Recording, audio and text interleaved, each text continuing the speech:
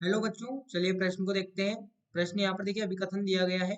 जल में बीओडी की मात्रा जल में कार्बनिक पदार्थों की मात्रा का पैमाना है और कारण दिया गया है शुद्ध जल का बीओडी मान 5 ppm से कम होता है, जबकि अत्यधिक प्रदूषित जल का बीओडी मान 17 ppm या उससे अधिक होता है। विकल्प अ दिया गया ए और आर दोनों सत्य है और आर एक ही सही व्याख्या है।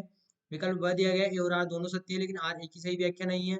विकल्प स दिया गया है ए सत्य है लेकिन आर असत्य है। विकल्प द दिया गया ए असत्य है लेकिन आर सत्य है और विकल्प ई दिया गया ए और आर दोनों असत्य है। तो देखिए यहाँ पर हम बात करें प्रश्न की मुख्य अवधारणा की।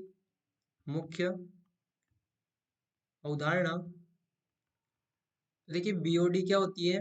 बीओडी ये यहाँ पर जल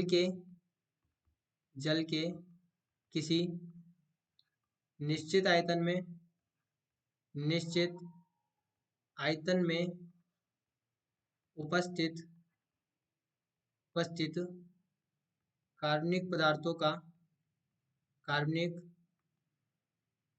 पदार्थों के विखंडन में आवश्यक ऑक्सीजन की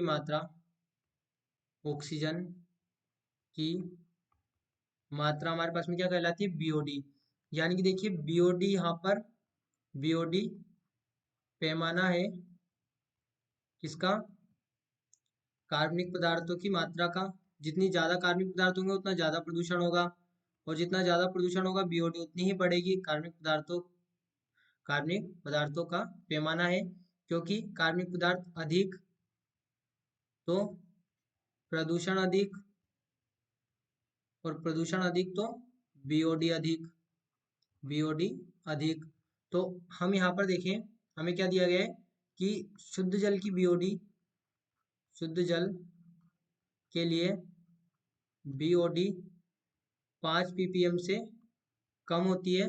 वहीं पर यदि हम बात करें अत्यधिक प्रदूषित जल के लिए, अत्यधिक प्रदूषित जल के लिए, तो जो बीओडी है ये अधिक होती है 17 pm, यहाँ पर बराबर या अधिक हो सकती है 17 ppm से।